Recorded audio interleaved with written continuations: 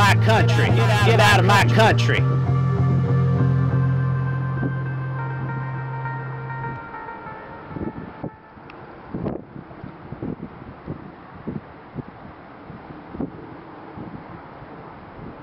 I'm on my way now. Let me just say I hate doing this, but I'm coming in.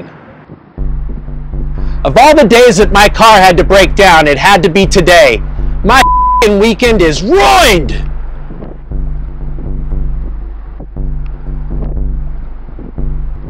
Hey, come back. It's just my day is going bad. I didn't mean to scare you away.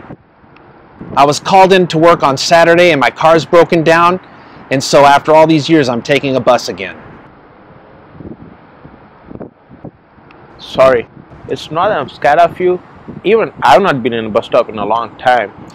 Just that recent instance that happened to me and many people like me with a fear to go out to public places, a fear to talk to strangers. In short, a fear to live a life.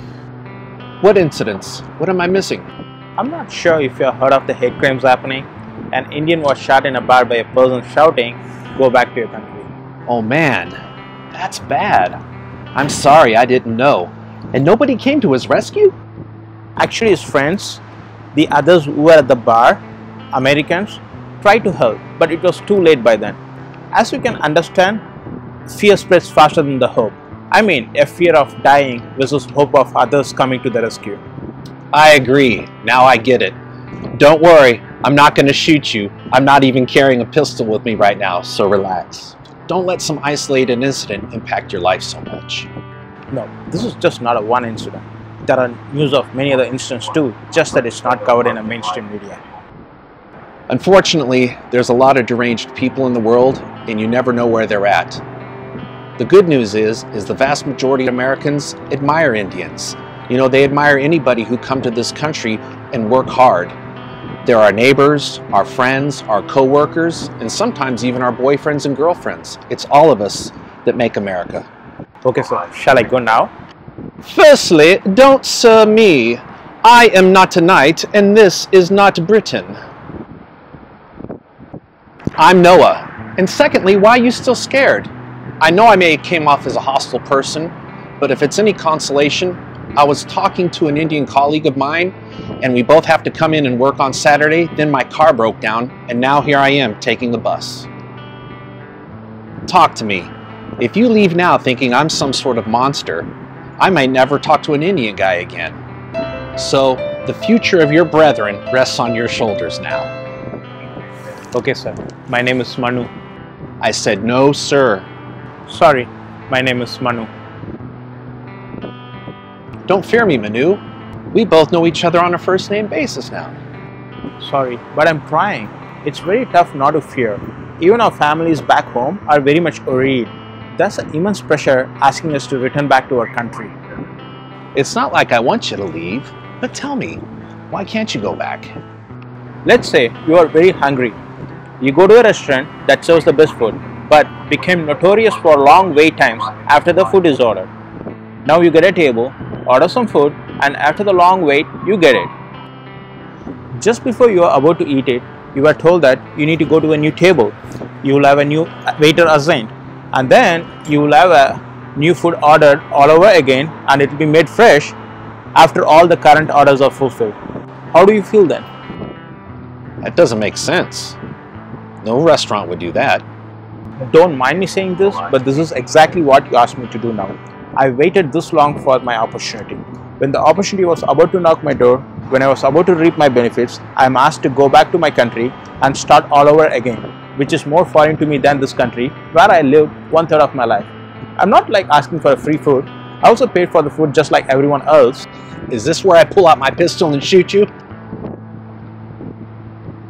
Just kidding, buddy. I get it. I understand. That's some perspective you've given me.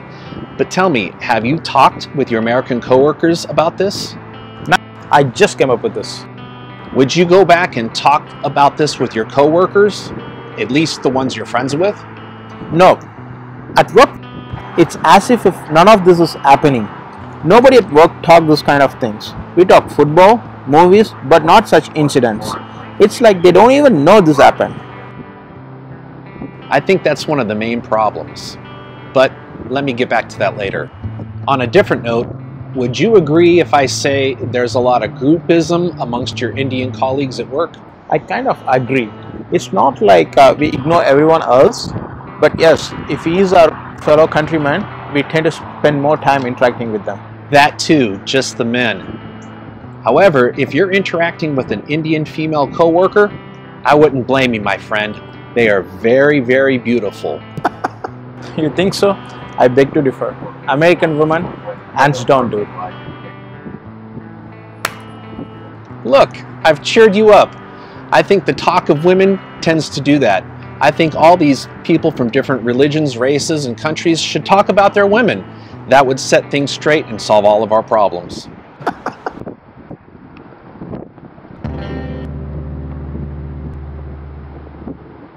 Yeah, I was saying groupism. I think that should be toned down a bit at workplaces, and you need to mingle with others.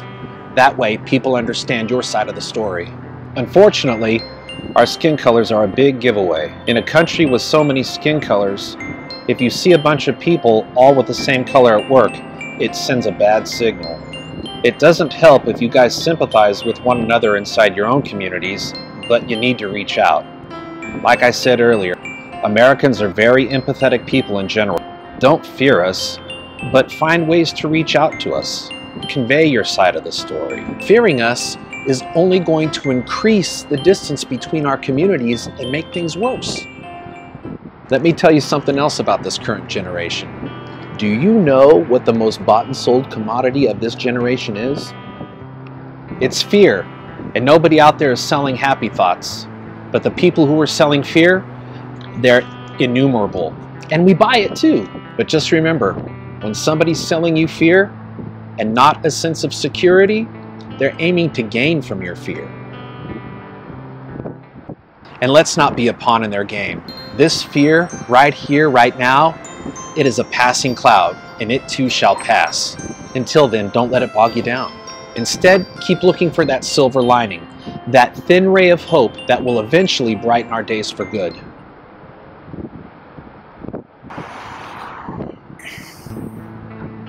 That's some pretty heavy stuff there, Moha. I don't think my fear had mellowed down, but I feel enlightened. I'm sure it's gonna let me see things in new light, and in turn it's gonna reduce my fears. Thank you so much for making me to sit here. Don't thank me. I'm just glad we could both talk beyond our boundaries and find a peaceful midway where we can exchange our ideas. Hey, an interesting trivia for you. Do you know who Noah is? I mean, actual Noah. Yeah, some guy who built a huge ark to save humanity and all the animals. Yes, and I am named Manu after a guy from Hindu mythology who did the exact same thing.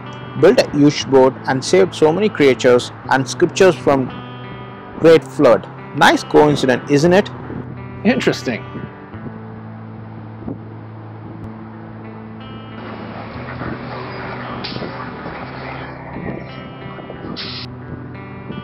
That's my bus there.